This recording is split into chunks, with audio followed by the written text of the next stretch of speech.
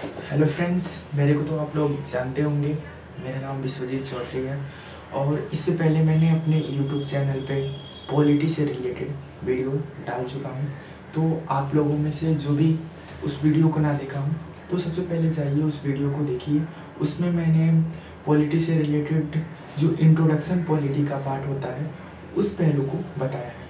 तो आज की क्लास में हम लोग भारत में होने वाली संस्थाओं के बारे में पढ़ेंगे।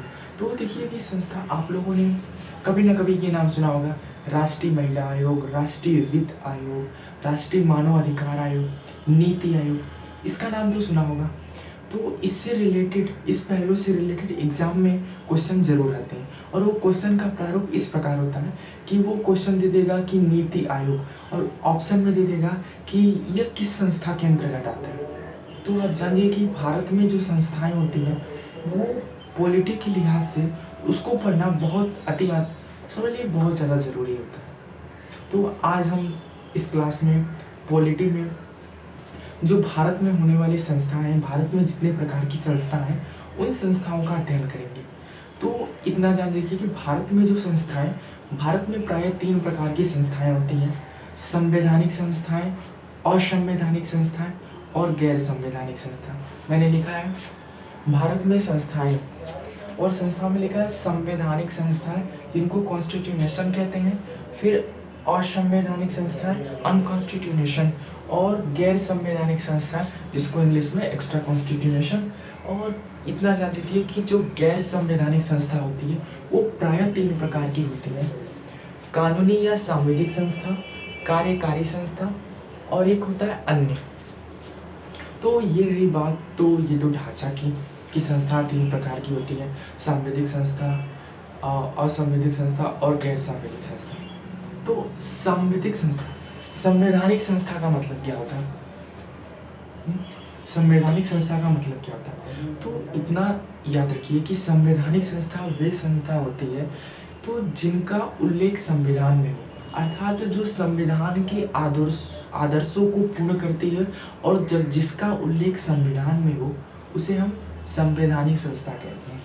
और गैर संवैधानिक संस्था किसे कहते हैं कि गैर संवैधानिक संस्था तो वे संस्थाएं जिनका उल्लेख संविधान में ना हो परंतु जो संस्थाएं संविधान के आदर्शों का पालन करती हैं उन्हें हम गैर संवैधानिक संस्था कहते हैं। और तीसरा टॉपिक होता है असंवैधानिक संस्था। तो असंवैधानिक संस्था क्या होती है? वे संस्था जो संविधान का विरोधी होती है। मैंने तीनों बोला। मैंने पहला बोला कि संवैधानिक संस्था क्या होती है। तो संवैधानिक संस्था क्या होती है? संवैधानिक संस्था वे संस्था जिनका वर्णन संविधान में हो। ध्यान से सुनिए, वे संस्था जिनका वर्णन संविधान में है और जो संविधान के नियमों का पालन करती है उन्हें हम संवैधानिक संस्था कहते हैं। तथा दूसरा होता है असंवैधानिक संस्था, वे संस्था जो संविधान का विरोधी होती है उसे हम असंवैधानिक संस्था कहते हैं। तीसरा है गैर संवैधानिक संस्था, वे संस्था जिनका उद्देश्य या जिनका उल्लेख संविधान में ना हो परंतु जो संविधान के आदर्शों को पूर्ण करती है उसे। तो मैंने तो आप सभी को ये सारे संस्थाएं, इसका डिफिनीशन बता दिया। अब आते हैं इसके एग्जाम्पल पे। ये संवैधानिक संस्थाएं क्या होती है? मैंने डिफिनीशन बताया कि जिनका वर्णन संविधान में हो। तो संविधान में एक आता है आर्टिकल 324, एक आता है आर्टिकल 280, एक आता है आर्टिकल 380, फिर एक आता है आर्टिकल 380 ए, फिर आता है आर्टिकल 338 बी। ये जो होती है ना आर्टिकल, तो ये आर्टिकल में संस्थाओं के वर्णन है। आगे जब हम आर्टिकल पढ़ेंगे, जैसे कि आर्टिकल 300, जब हम आर्टिकल 324 पढ़ेंगे तो उस आर्टिकल में वर्णन है भारत का निर्वाचन आयोग। फिर आगे हम आर्टिकल जब 280 पढ़ेंगे तो उसमें वर्णन है भारत का वित्त आयोग। इसी तरह है। तो हम लोग समझ गए कि संस्थाओं में जो संवैधानिक संस्थाएं होती हैं वे संस्थाएं जिनका वर्णन संविधान में हो। फिर देखेंगे हम दूसरा जो पार्ट है असंवैधानिक संस्था। तो असंवैधानिक संस्था का डिफिनीशन मैंने बताया ही है कि वे संस्थाएं जो संविधान का विरोधी हो, जैसे बब्बर खालसा आतंकवादियों का संस्थाएं होती हैं, बब्बर खालसा संस्था हो गई। तो ये संस्थाएं जो संविधान का विरोधी है उसे हम असंवैधानिक संस्था कहते हैं। और तीसरा जो संस्था होती है वो होती है गैर संवैधानिक संस्था। तो गैर संवैधानिक संस्था का डिफिनीशन मैंने ये दिया था कि वे संस्था जो संविधान में जिसका वर्णन ना हो परंतु जो संविधान का विरोधी ना हो, अर्थात उनकी उद्देश्यों का पालन करती है, उनके आदर्शों का पालन करती है। तो ये याद रखिए कि जो गैर संवैधानिक संस्था होती है वो प्रायः 3 प्रकार की होती हैं। वो 3 होती है कानूनी संस्था, कार्यकारी संस्था और एक अन्य कैटेगरी में आती है। कानूनी संस्था मतलब जो संसद का कानून बनाता है, जैसे राष्ट्रीय महिला आयोग, राष्ट्रीय महिला आयोग, राष्ट्रीय मानव अधिकार आयोग, अल्पसंख्यक जो होता है आयोग। तो ये संस्थाएं कानूनी संस्था में आती है, अर्थात जिस संस्था को संसद का कानून बनाता है वो संस्था कानूनी संस्था में आती है, तथा जो संस्था जो राष्ट्रपति या कार्यकारी जो होता है कार्यपालिका उसके द्वारा बना जाता है वो कार्यकारी संस्था में आती है, जैसे कि वित्त आयोग। और तीसरा हमने अन्य कैटेगरी लिखा, तो अन्य कैटेगरी में जैसे कि किसी स्टूडेंट का समूह, किसी अध्यापक का समूह, किसी शिक्षक का समूह, ये समूह मिल करके जब छोटे छोटे संस्थाओं का निर्माण करती है ना, तो वो अन्य कैटेगरी में आती है। तो मैंने आज आपको भारत में होने जो संस्था है उन संस्थाओं का वर्णन एकदम विस्तार से बता दिया। आइए एक बार शॉर्ट में उसका रिवीजन मैं शॉर्ट में अच्छे तरीक़े से एक बार फिर रिवाइज कर देता हूँ कि भारत में जो संस्थाएं होती हैं, ध्यान से सुनिएगा मेरे बात को। भारत में जो संस्थाएं होती है प्रायः 3 प्रकार की संस्थाएं होती हैं, संवैधानिक संस्था, असंवैधानिक संस्था और गैर संवैधानिक संस्था। संवैधानिक संस्था मतलब वे संस्था जो संविधान का वर्णन करती हो, जो संविधान में जिसका वर्णन हो तथा उनके आदर्शों को पूर्ण करती है, जैसे कि आर्टिकल 324, आर्टिकल 280, आर्टिकल 338 आदि जो होती है वे संस्था, वे जो है उनका वर्णन उसमें किया गया। फिर असंवैधानिक संस्था।